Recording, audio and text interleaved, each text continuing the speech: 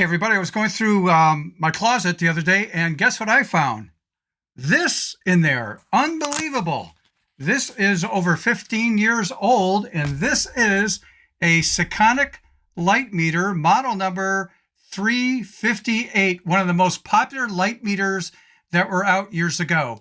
Do I really need this or do you really need this? Let's find out. Are we ready? Let's do it.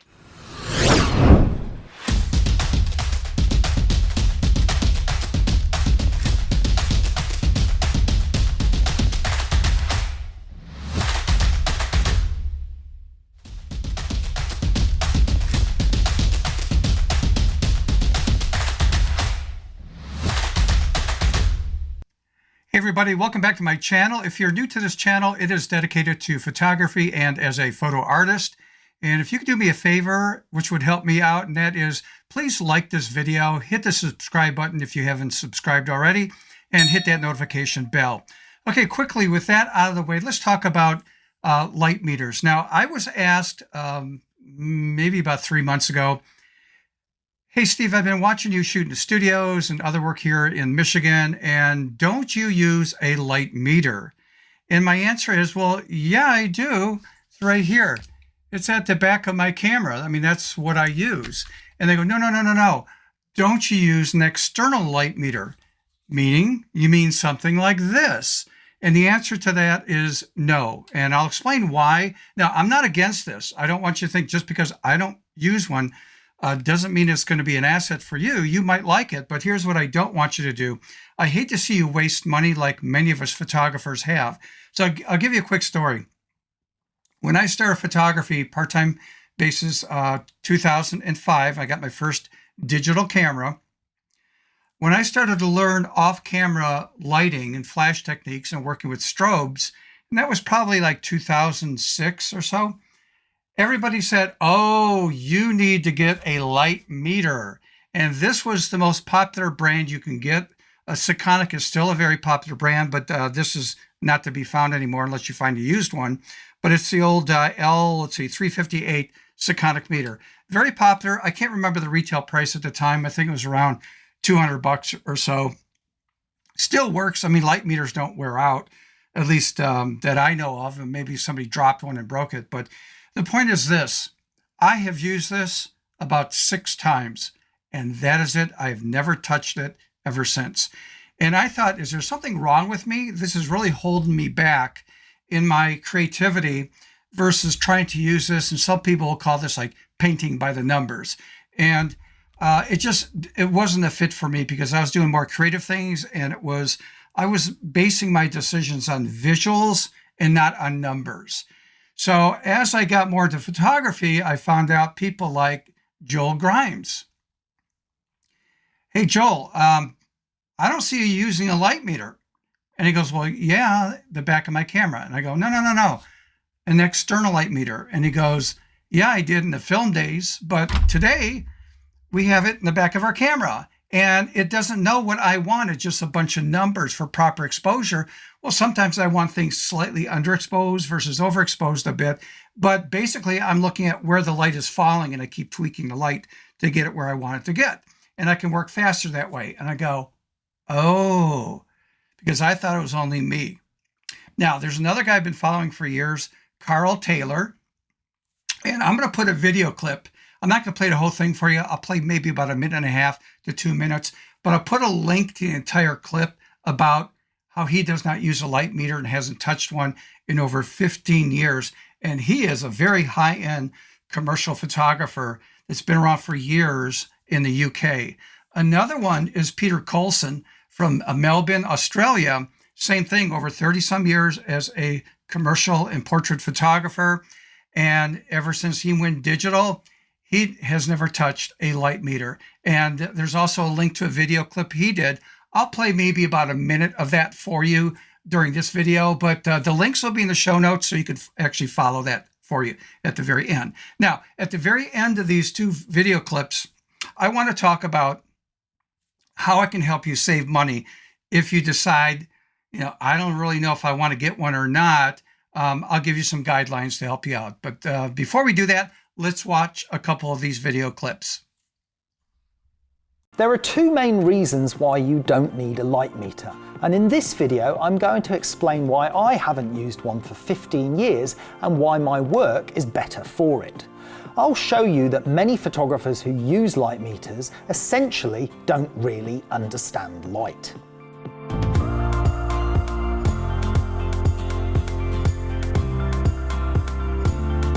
Now, I'm not saying you can't use light meters if you really want to.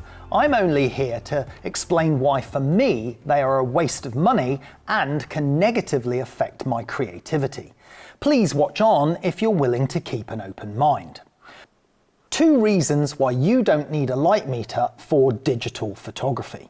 The two most important reasons I stopped using light meter are actually creativity and speed. Many people claim that a light meter helps them get in the ballpark quicker when setting up their lights. For me, that isn't the case. The actual time it takes to measure with a light meter and fire the flashes is longer than taking a test shot, and in nearly all cases I can evaluate the light visually or from an RGB measurement on screen and arrive at the desired flash exposure within one or two more test shots without having to measure again and again. This is made even more efficient from the fact I could even control the flash power of each flash from my tethered shooting panel if I wanted to. So for me, the answers of speed and efficiency of the argument for light meter use are totally nonsense. But again, that's still not my main reason for stopping shooting using a light meter. My main reason is creativity. Let's explore this further. So lately I've been asked a lot, why don't I use a light meter? And I could say I don't own one, but I actually do. So I have my old Synchronic, and I have this one, which I prefer to use especially for when I'm using incident light. So I own them, so why don't you see me using them? So there's two reasons I don't use them. One is I find there's a problem with f-stops and t-stops. I'm not going to go right into it in a deep way, but how I'm going to explain it quickly is a f-stop is a mathematical calculation between size glass and distance. T-stop is the amount of light that hits the sensor. You can already see there's going to be a difference. We're working in f-stops for photography, so what we can have is slow and fast lenses. i.e. this lens here from Hasselblad is a fast lens, the lens I've got on there at the moment is a slow lens, and then we have different camera manufacturers that have brighter and lighter. I find that on our workshops we tend to find that Nikons are about half a stop brighter than the Sony. So it doesn't mean one's right or wrong, it's just there's an inaccuracy with it. That's the first problem. The second problem is I find it horrible to create. I don't want to be lighting by numbers. I want to be lighting by visuals. I want to see something, I want this dark, I want this. I don't want to go, I want this many proportions, stops between there and there. That's not creative. That's like painting by numbers, and that's not how I like to work.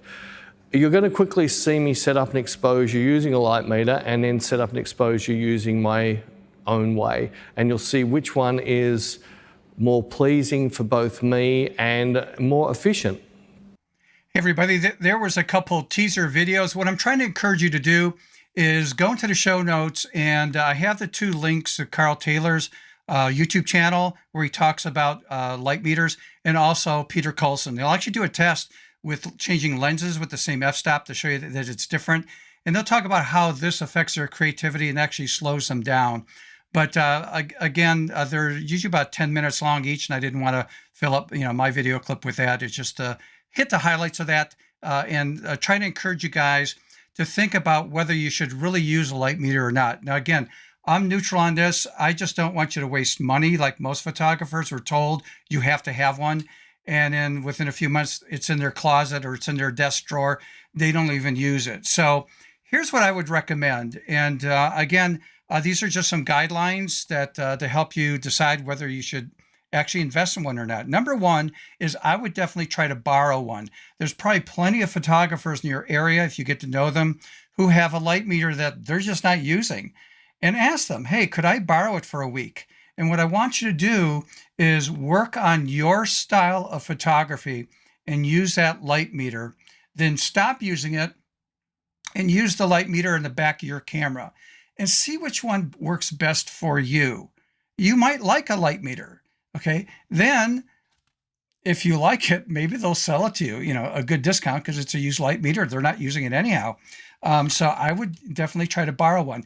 Some camera shops will actually allow you to rent one. And a lot of them will sell used ones too. So you want to check that out instead of buying, say, full retail on a brand new one right there. Okay, the second choice is, again, I just mentioned to buy a used one. They don't go bad unless somebody had abused it or something and dropped it on the ground or something. But, I would avoid going out and buying a brand new one unless money is no object. Then go for it, okay? So if you do decide to buy one, I would check this out. And that is, I have no affiliation with Amazon, but if you go to Amazon, do your research, and if you find a light meter that looks interesting that you'd like to buy, make sure there's a 30-day money-back guarantee on it. That way, when you receive it, don't destroy the box or nothing. Just carefully take it out, use it for a few days, and decide, is this an asset? Is this helping me? Or is this slowing me down? And does it affect my creativity? If you don't like it, package it up and get a quick return. Just make sure you do that within 30 days. Those are my guidelines to help you out. Again, the last thing is I don't want you to buy one and then find out, like most of us, we just don't use it. We're just using the back of our cameras. Again, please check out the 2 video clips. They're in the show notes to get a full description about what Karl Taylor was talking about and Peter Colson, what they were talking about in terms of light meters and why they don't use them anymore. They only use them in the film days. Okay, with that out of the way, please, again, just one more time, if you could like this video, subscribe, and hit that notification bell if you haven't done before, so that way when I upload a new video, you'll get notified on that. And again, I'm going to end this video like I always do, and sometimes people say, why do you keep saying get that camera out, keep shooting and make mistakes? And I keep forgetting to clarify, learn from your mistakes. Shooting digital and making mistakes doesn't cost you anything except time, but you're not wasting money by making mistakes. It's just learning from those mistakes is what's really, really important. Okay, so again, keep thinking out of the box, and again, literally keep thinking out of the box. Until next time, see ya.